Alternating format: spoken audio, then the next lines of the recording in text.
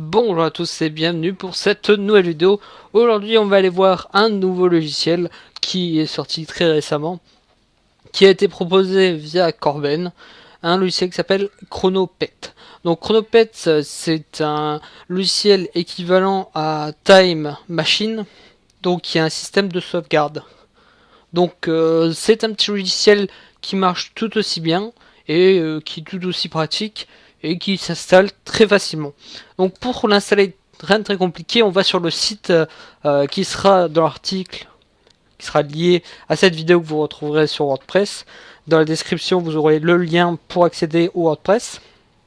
Donc ici, vous avez tous les paquets d'aide pour toutes les versions que vous pouvez utiliser, avec même des versions plus ou moins récentes d'Ubuntu. Donc là, avec la dernière, la Xenial, et celle avant, je sais pas dans quel ordre c'est très bien. C'est la Zesty avant ou la Xenial, j'ai pas suivi s'ils ont sorti une dernière version récemment.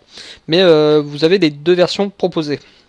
Et vous avez bien évidemment pour une version de Debian et une Fedora. Pour évidemment utiliser sur un serveur.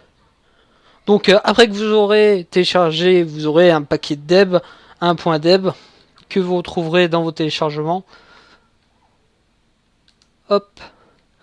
Donc voilà, vous avez votre paquet deb où vous double-cliquez dessus. Si vous avez GDB ou tout autre logiciel installateur de paquets. Donc je vous ai déjà dans de précédentes vidéos parlé d'installer GDB. N'hésitez pas à l'installer, c'est tout le temps utile, surtout sur les Linux. C'est le b.a.-ba de l'installateur. Vous aurez ici sur le WordPress quand même la commande si vous n'avez pas installé GDB pour lancer le paquet, pour le dézipper, pour l'installer sans avoir besoin d'installer GDB. Donc vous aurez juste à installer le logiciel et ensuite ouvrir votre terminal afin de lancer le logiciel. Donc là vous allez dans le terminal, vous allez écrire Chronopet, il va vous lancer le logiciel. Là, il a fait un critical parce qu'il est déjà ouvert. Voilà. Donc là, il me l'a refermé. Chronopet. Hop. Il est là. Quoi, il faut pas fermer le terminal quand on le lance. Donc, quand vous êtes là, vous arrivez sur cette fenêtre. Donc, vous lancez la commande, vous ne fermez pas votre terminal pour le moment. Donc vous arrivez sur cette page là et vous avez moyen de configurer tout ce que vous avez besoin dessus.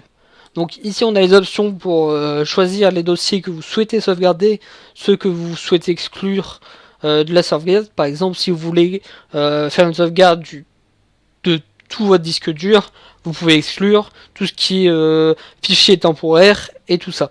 Donc vous pouvez cliquer sur ajouter pour ajouter des fichiers à exclure et choisir le dossier que vous avez besoin. La même chose pour l'ajout de dossier.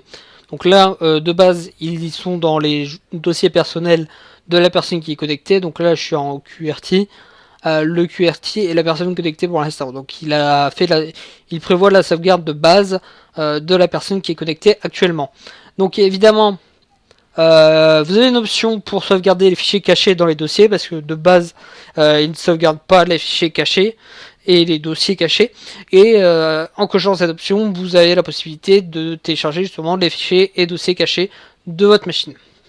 Vous avez aussi la possibilité de choisir le temps où celui-ci va faire l'intervalle de sauvegarde du logiciel.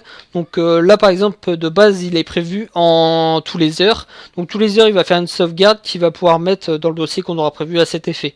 Donc je vous montrerai juste après comment on fait pour configurer le dossier de sauvegarde. Là, on configure l'heure. Donc, si on met soit 24 heures, il fera ça tous les jours. 72 heures, tout ça.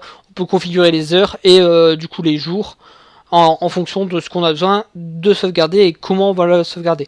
Donc là, on a vu les options pour pouvoir définir les dossiers et définir l'heure à peu près de sauvegarde des dossiers. On va voir ici en choisissant un disque, on va pouvoir choisir le dossier dans lequel on va pouvoir le sauvegarder. Donc là Ils préfèrent bien évidemment faire ça sur une clé USB ou un disque USB, donc un disque externe, parce que c'est toujours préférable d'avoir une source externe afin de faire des sauvegardes.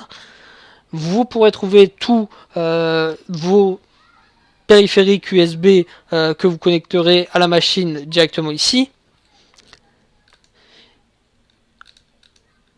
Et juste, vous avez que ces options-là, et je trouve que juste avec ces options-là et rien de plus, pour faire des sauvegardes, c'est vraiment très très utile. Du coup, ça prépare la sauvegarde, vous n'avez rien à configurer, à part ces deux petits détails. Et derrière, à l'activer grâce à vos boutons qui est ici, qui va pouvoir permettre d'activer Chronopet et lui permettre de faire les sauvegardes comme vous les aurez configurées. Donc à venir, je pense une version logiciel, un onglet logiciel d'où l'on pourra certainement faire une sauvegarde de logiciel complet. Donc avec Linux Ubuntu, c'est assez simple.